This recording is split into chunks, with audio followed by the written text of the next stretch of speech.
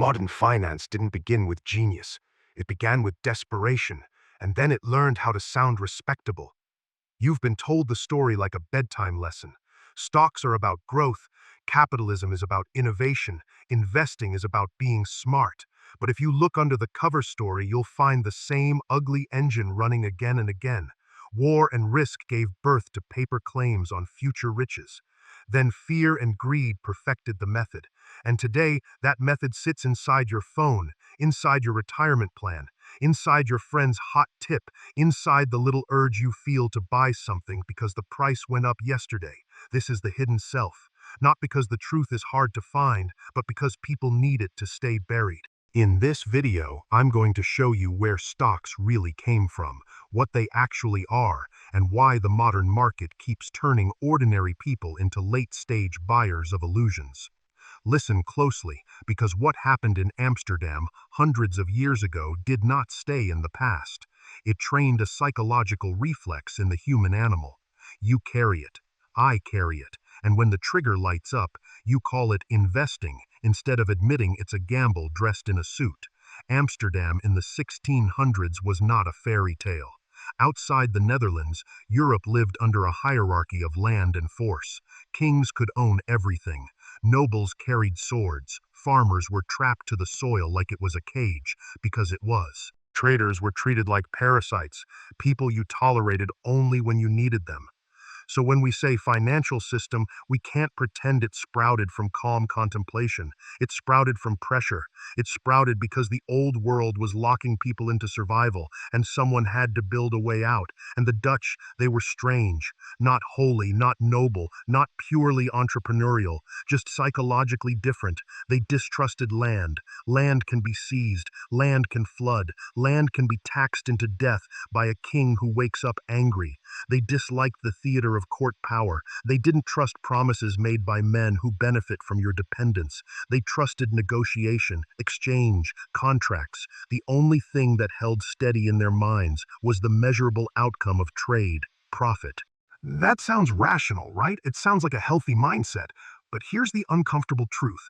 Rationality is not the same thing as safety.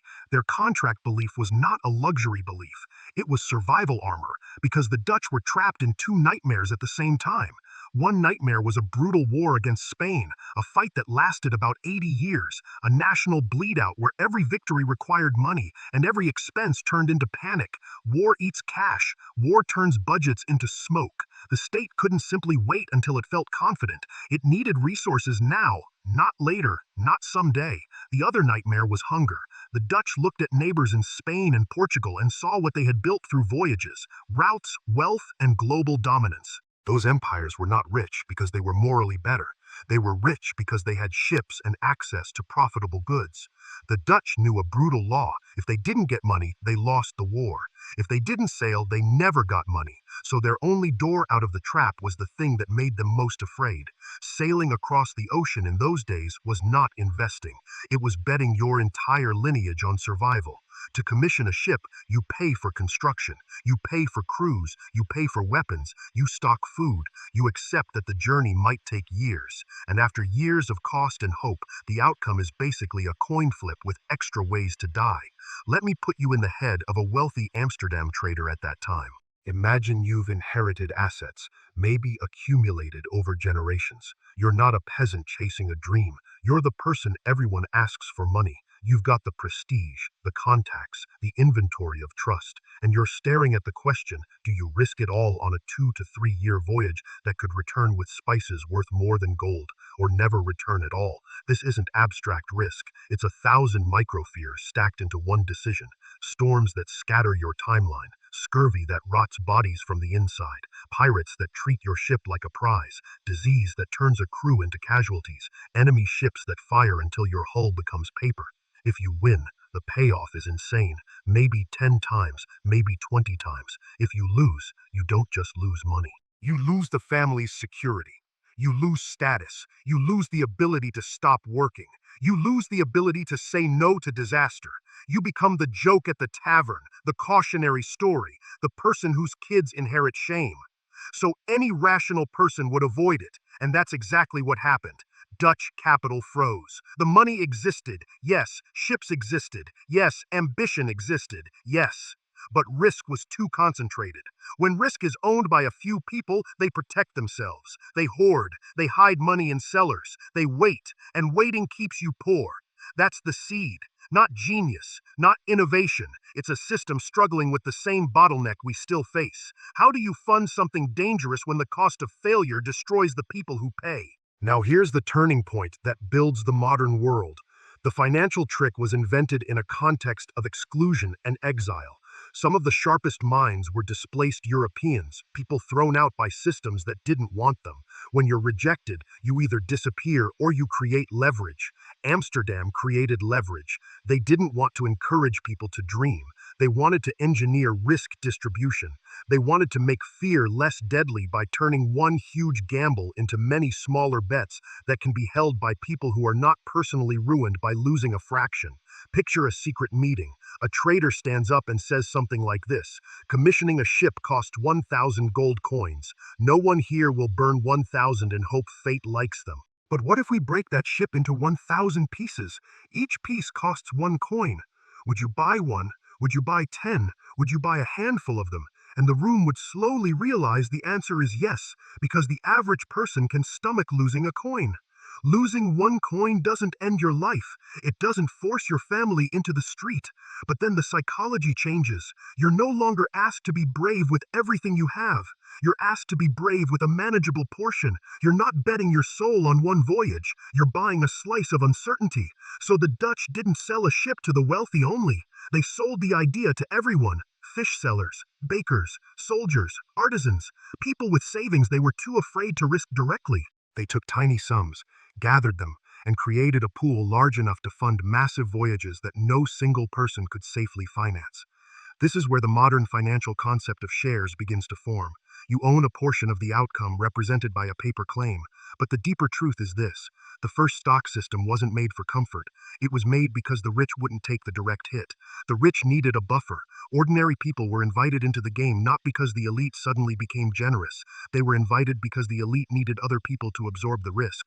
That's harsh, but it's the truth that people resist because it sounds like exploitation. And exploitation is usually disguised as opportunity. In Amsterdam, a governing committee chose where ships went, what cargo to buy, who to fight. The top investors, the ones holding power, controlled the decisions. They also controlled the upside. If success came, they didn't just win. They extracted. They paid themselves enormous rewards. You can call it management. You can call it governance. But at its core, it was people with control receive control-linked profits. Meanwhile, the crowd contributed cash and received paper. They received promises. They received exposure without control. And that's the first psychological split that matters for everything that comes after. The wealthy can afford to treat the system like a machine. They understand it. They design it. They exit when it suits them. The ordinary person treats it like a dream. They don't design. They hope. Then something happens that changes hope into a weapon. The paper claims become transferable. Imagine the fish seller. She buys a small stake in a voyage. She doesn't care about the voyage as a romantic adventure. She cares about survival. Then her daughter needs marriage funding. The ship hasn't returned. 3 years is a long time when you need money now. So she sells her paper stake to a baker for less than it's worth in theory. Why less? Because she needs liquidity, because she can't wait for the ship to arrive. Now imagine the baker. A week later, a rumor spreads that the fleet has won in a decisive battle. Not fully verified, but convincing. In finance, rumors don't need truth. They need traction. If people think the ship will return, confidence rises. Confidence is the bloodstream of prices. So the baker sells again, this time for more money, to a guard who believes the story too. The guard doesn't care about the ship's actual survival. He cares about the market's expectations. And now you have the beginning of something terrifying. Trading platform where you can profit not from the underlying cargo, not from the spice, not from the ship itself, but from other people's future belief about the ship. This is the moment the market stops being a financing tool and becomes a psychological machine. Before, people exchanged tangible goods and future outcomes. After, They exchange a belief about outcomes. They exchange expectations. Stocks become not just ownership of real assets, they become tradable narratives about the future. And once a narrative is tradable, human behavior gets addicted to it, because the next step is invisible to most people.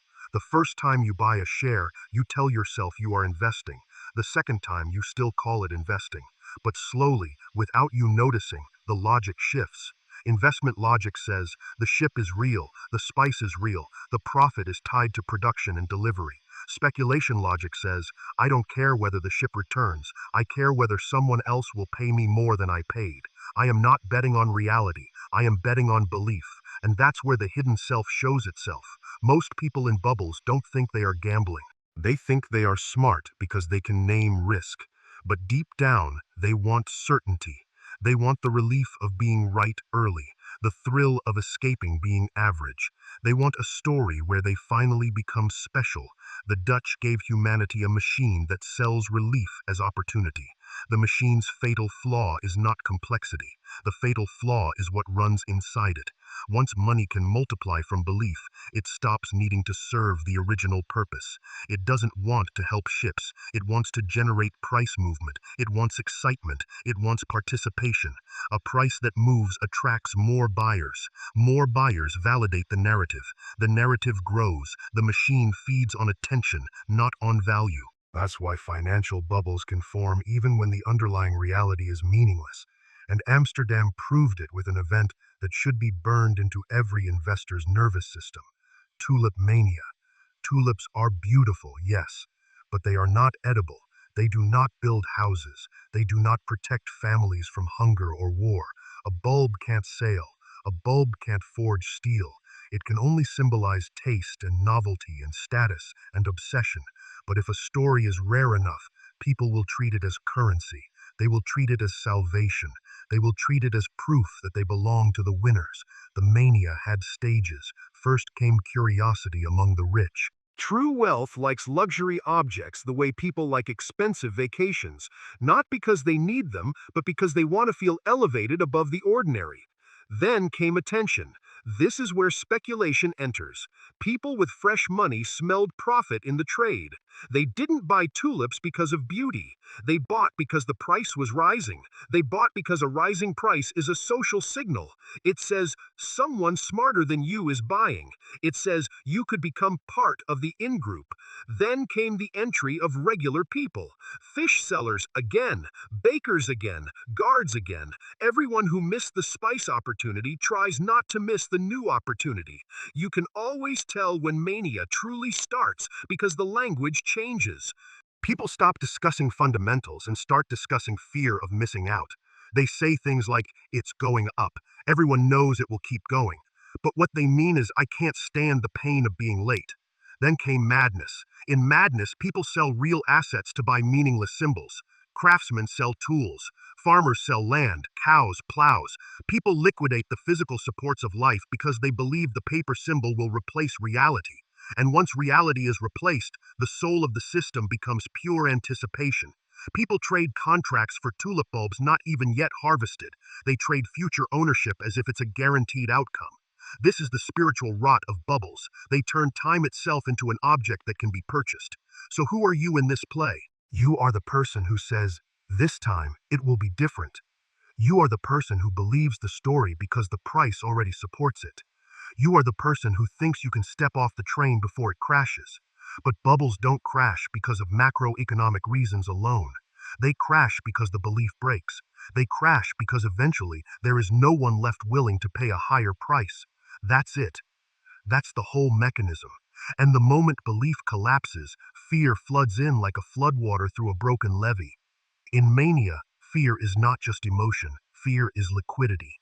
Fear causes people to dump assets. Dumping forces prices down. Prices down cause more fear. It becomes a loop, a psychological chain reaction. A guard tries to sell a rare tulip bulb at an insane price, and no one buys. He lowers the price. Still no one buys. Finally, he sells at a fraction of the expected value. And in weeks, a market that represented enormous wealth collapses into rot in a garden corner.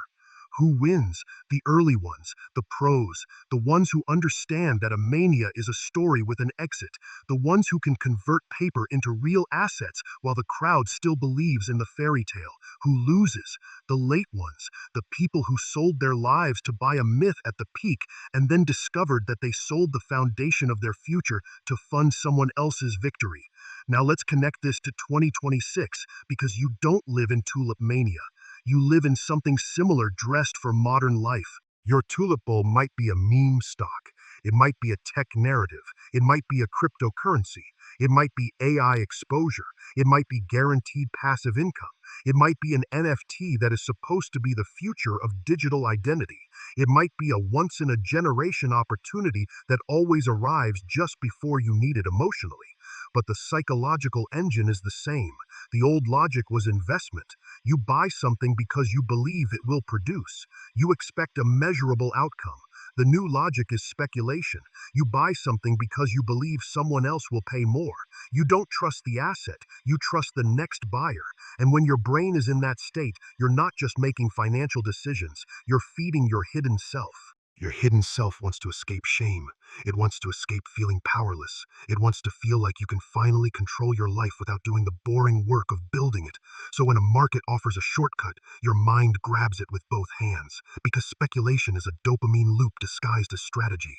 The news says up, your phone shows up, your friends say it's about to explode, your portfolio looks alive, you feel relief and pride, you feel like you're not behind, you feel like you're special, and then you do what humans do when they chase validation through numbers. You confuse movement with worth. You start asking the wrong questions. Not what does this asset represent in reality, but how high can it go? Not is this business capable of producing value consistently, but who is buying next? Not what happens if it drops, but will it bounce? This is how the system profits. It takes your emotional wiring and converts it into fuel. It turns your fear of losing into buying pressure. It turns your hope of winning into surrender. And the cruel part is you can be smart. You can understand markets. You can read charts. You can know terms like volatility and risk premium. None of that protects you when your hidden self is driving, because your hidden self does not care about definitions. It cares about identity. When you tie your identity to a price outcome, you can't tolerate reality the same way you used to. A chart down